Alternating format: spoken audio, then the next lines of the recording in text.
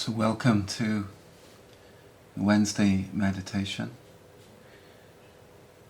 For those of you who join us on YouTube or through the website, these meditations follow from morning prayer, which takes place every morning from 9 o'clock to 9:30.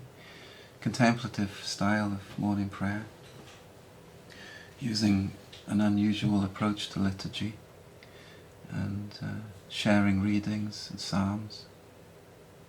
Today's readings, which we have read, if you would like to find them, was Psalm 119 verses 57 to 80.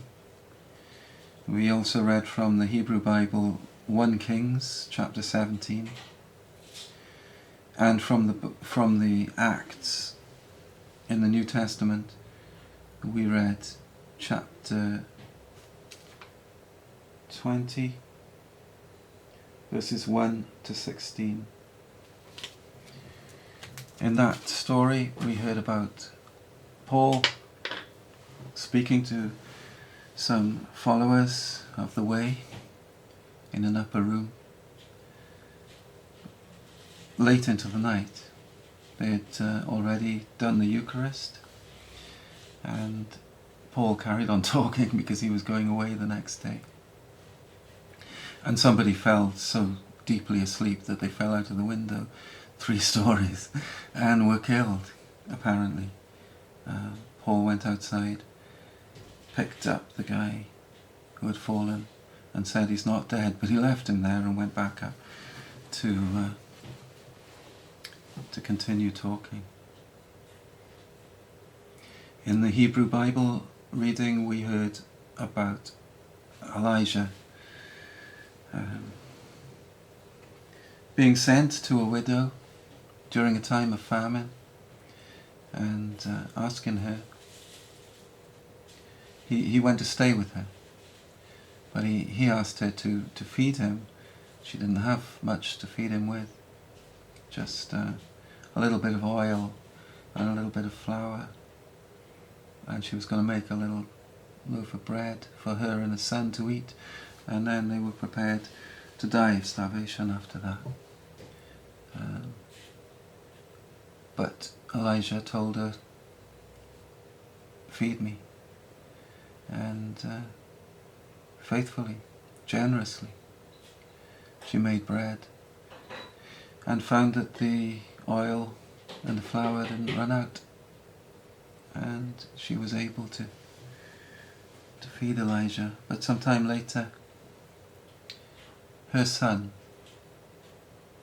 dies and Elijah brings him back to life.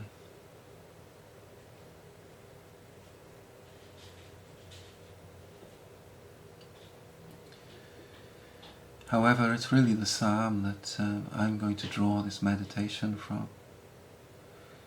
And in our translation of the psalm that we read, as we do every morning, it's a translation by Nancy Merrill, contemplative American lady,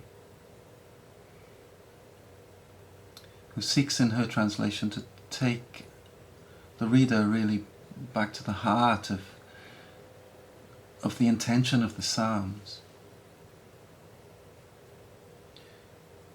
Yes, to give praise to God. Yes, to call out from the human condition for healing, or even for the presence of God sometimes, when God seems absent. But the Psalms are so much deeper than much of our tradition has passed on during the last 300 years at least, perhaps through the ages since the Roman Empire.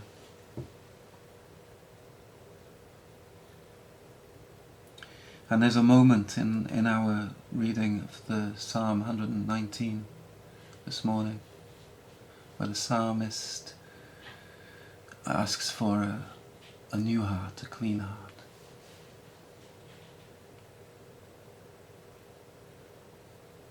God to put a clean heart, a new heart in us. But as you read the verses of the psalm, it is clear that the process is the spiritual path. That this cleaning of the heart, this new heart, comes through much meditation, much prayer, purification. Yes, by God. But the intention of the psalmist, the intention of the human being on the spiritual path, is to be open to that transformation that God brings in us. Because God is love, and love will never force her way in.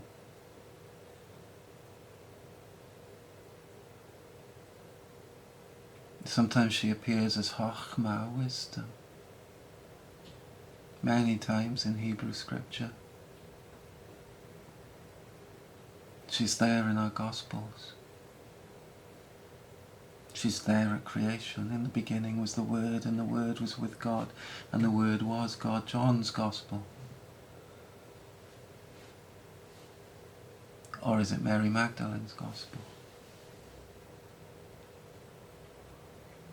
In the beginning was Chokhmah, or Davar, if you like, word, wisdom.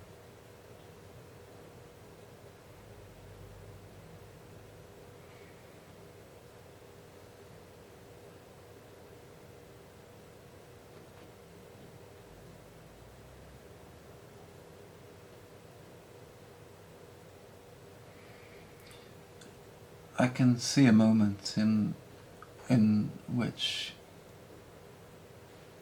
I became part of the school of Christian mysticism.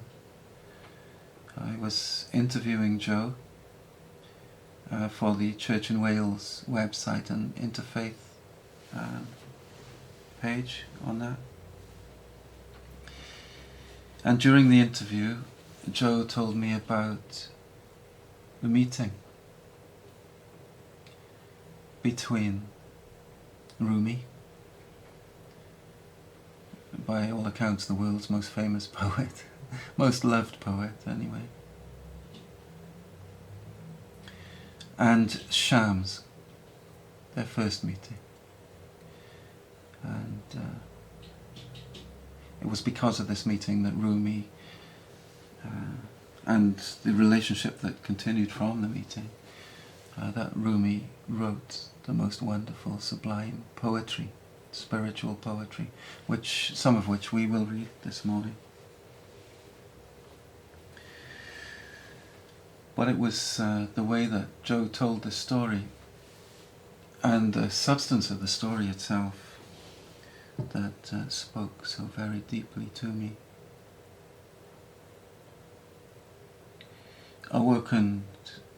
It awakened some knowledge in me that was almost like having a language for the first time for my own experience of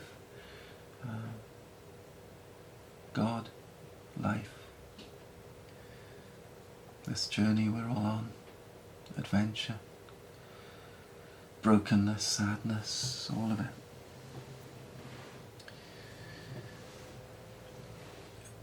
It's split open those programs that bind us. Sometimes for the whole of our lives.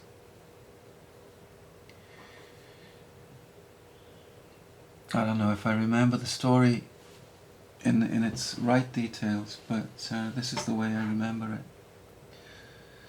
I think it's the 12th century. It's thereabouts anyway, in the Middle East. And Rumi is a famous intellectual, teacher of many students.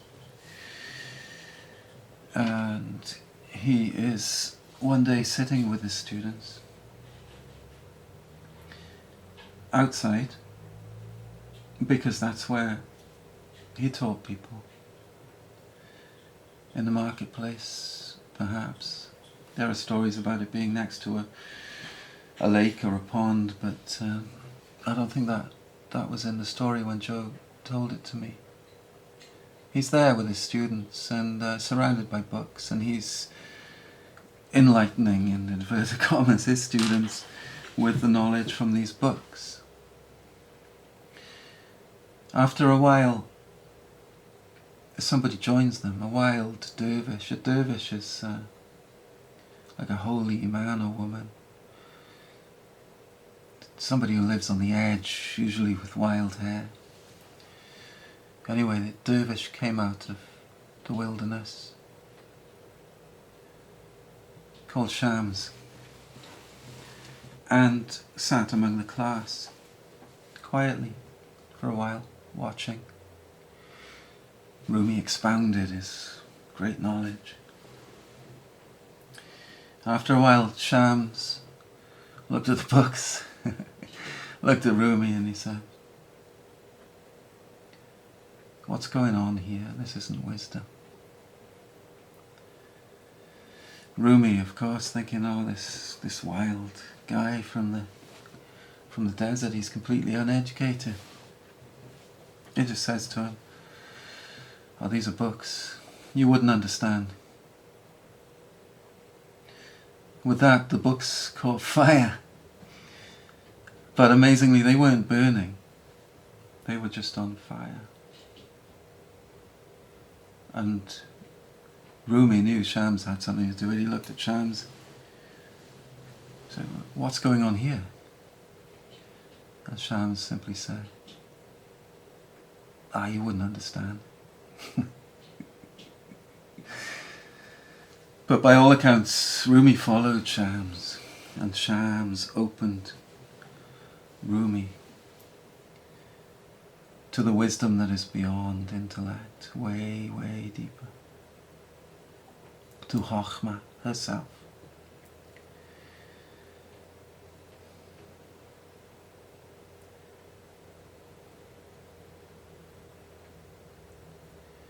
I'm going to share on the screen now a poem by Rumi.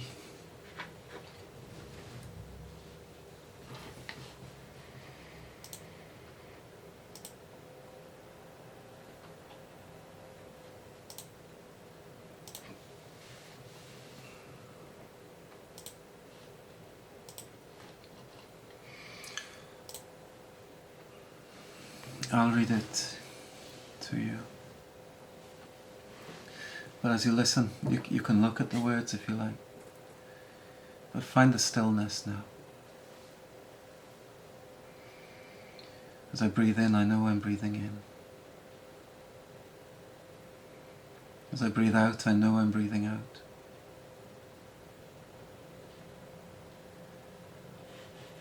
There's no need to do anything, just notice the breath. We will naturally together go deeper over the next minutes. And Rumi and Shams will take us deeper into the heart of Christ.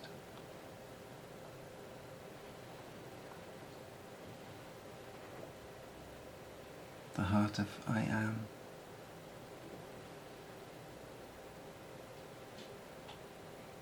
The same heart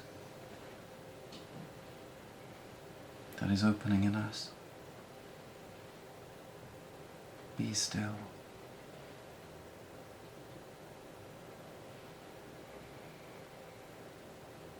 Nothing to do, nowhere to be. Just here. Now.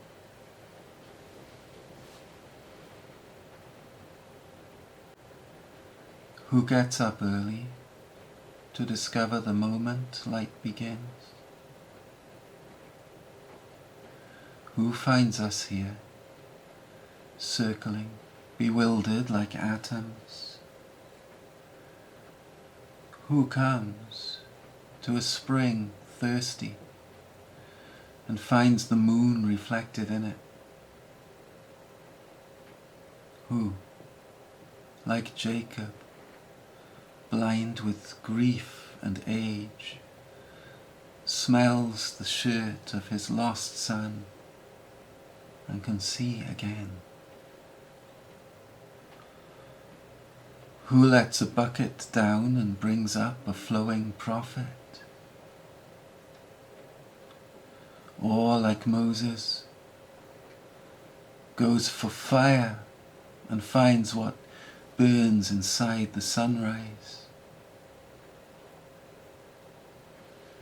Jesus slips into a house to escape enemies and opens a door to the other world. Solomon cuts open a fish and there's a gold ring. Omar storms in to kill the prophet and leaves with blessings. Chase a deer and end up everywhere. An oyster opens his mouth to swallow one drop. Now there's a pearl. A vagrant wanders empty ruins. Suddenly, he's wealthy. Don't be satisfied with poems and stories of how things have gone with others. Unfold your own myth without complicated explanation, so everyone will understand the passage. We have opened you. Start walking towards Shams. Your legs will get heavy and tired. Then comes a moment of feeling the wings you've grown, lifting.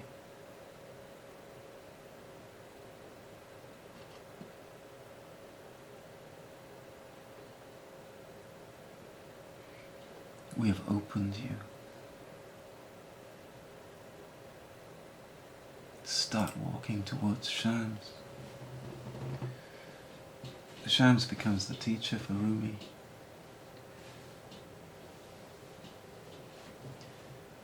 Start walking towards Christ.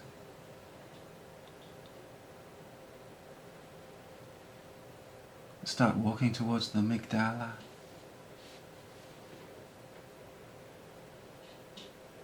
Start walking towards Chochmah.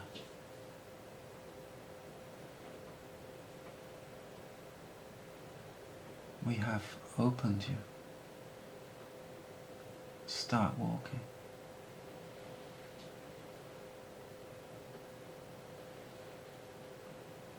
Rumi knows by now, as he's writing this poem, that explanations, like Paul, will send us to sleep.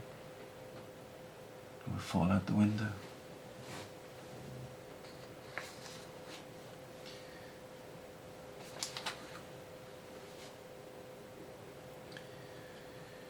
Another moment from Rumi. Keep walking.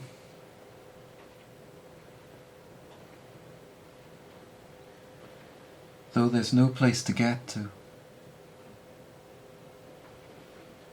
Don't try to see through the distances. That's not for human beings. Move within. But don't move the way fear makes you move. Today, like every other day, we wake up empty and frightened. Don't open the door to the study and begin reading. Take down a musical instrument. Let the beauty we love be what we do. There are hundreds of ways to kneel. and kiss the ground.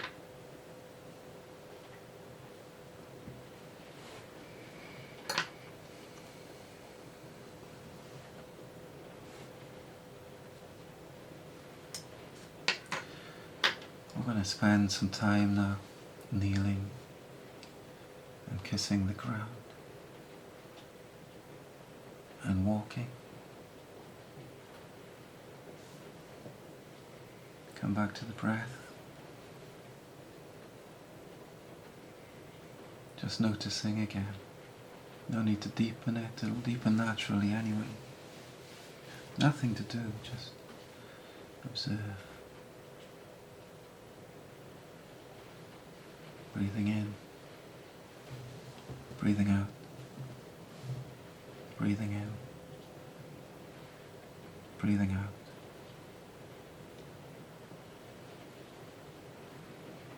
Don't be attached to the breather, just observe the breather. Breathing in, breathing out.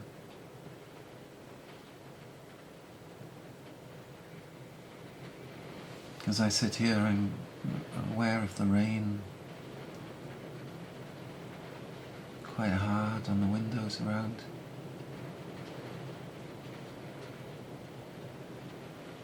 I'm going to let the rain take me to the forest.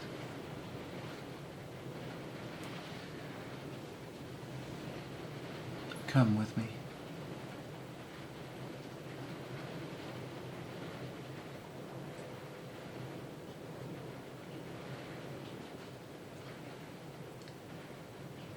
The earth is quite muddy as it rains. There is a river singing many melodies. The gurgling of underground caves taking some of the water.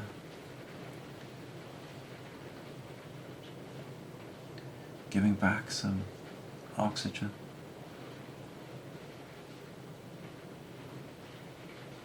And the current.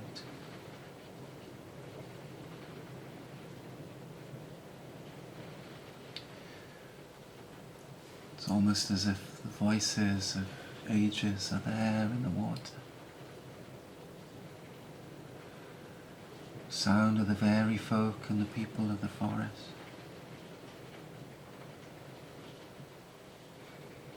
Whistles, fiddles, dancing.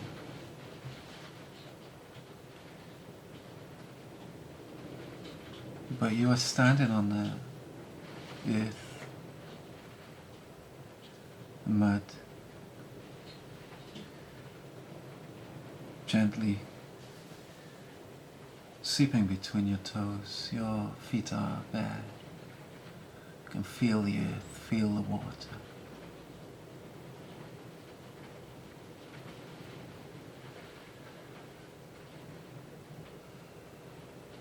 Trees all around, beginning to shed their leaves as autumn continues. Still some green.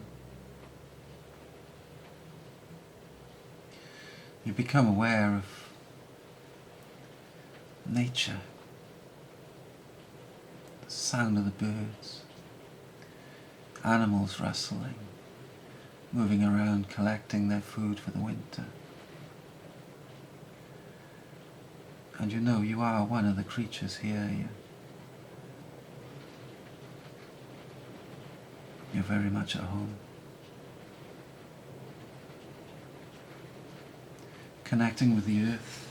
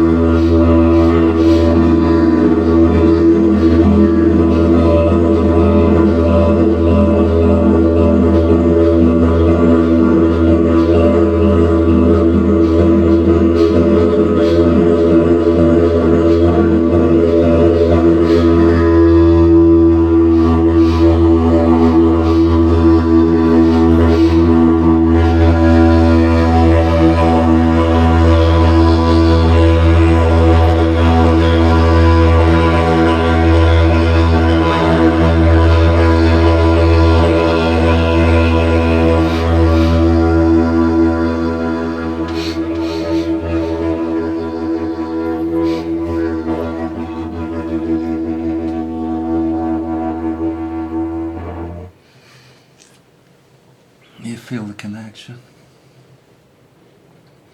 with the earth, with the sky, with the water.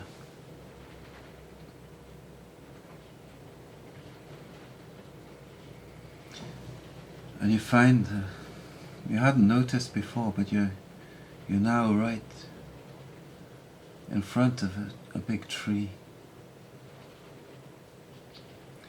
Maybe it's a yew tree, maybe it's an oak or a cedar tree, beech. It doesn't matter. When we name things,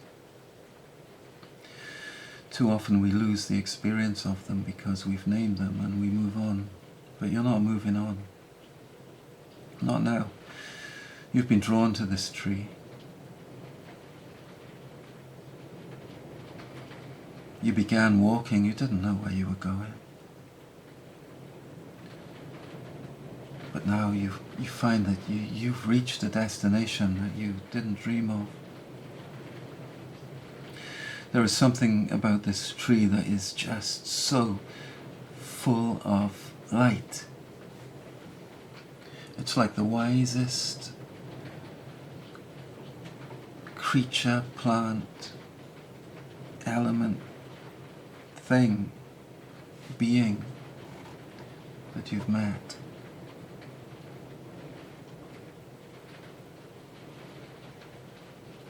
You want to climb the tree. You want to enter the tree.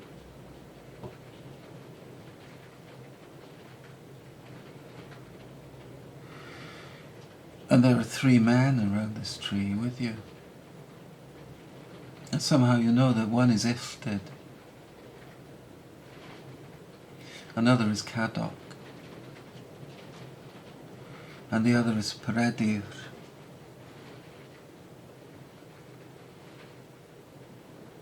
And you ask them, what are you doing? Why are you here? And Ifted says, we are here for the Grail.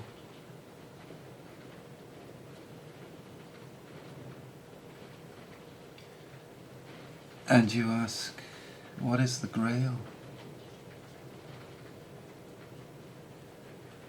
Kadok replies, the Holy Grail.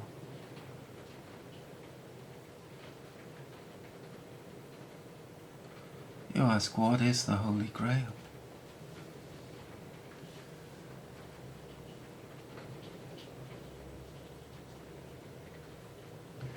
Peredir says, look at the tree.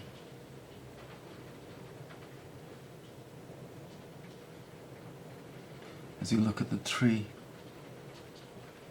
you see such great light. And in the light is the figure of a woman. She is lighter than the light. And you ask her, who are you? She says, my name is Ellen.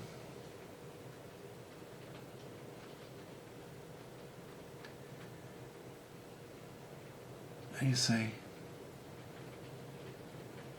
I want to enter the tree. Can I come in?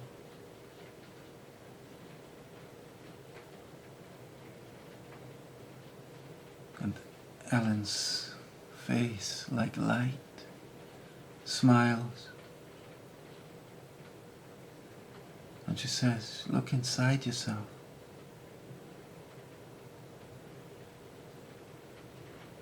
The tree is not out here, it's in there.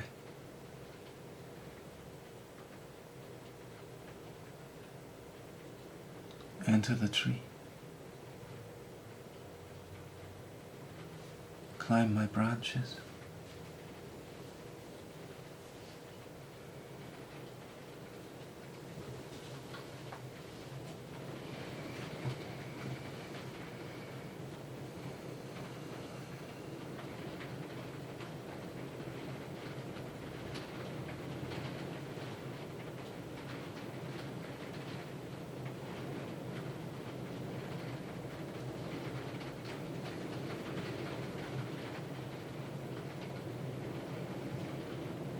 We'll take 5 minutes together now. enter your tree.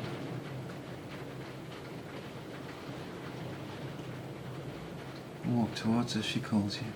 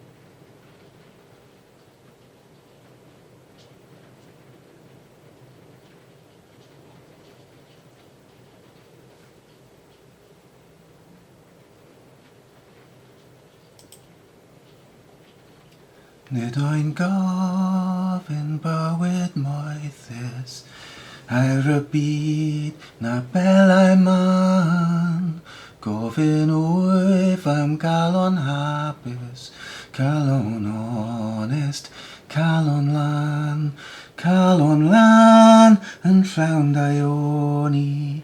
Tegach yw na lili dlos, dim ond calon lan all canu. Canu'r dydd a chanu'r nos.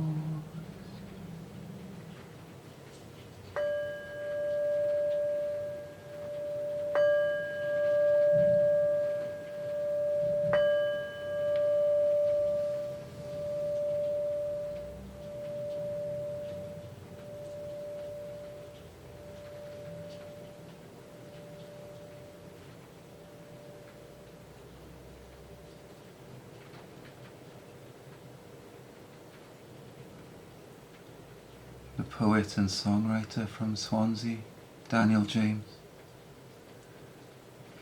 asking for a pure heart, Calon Lan. It says that no jewelry or riches or values have any meaning. Just give me a heart that's pure. May your meditation continue through the day. Calon Lan. Put a pure heart in me. God bless you.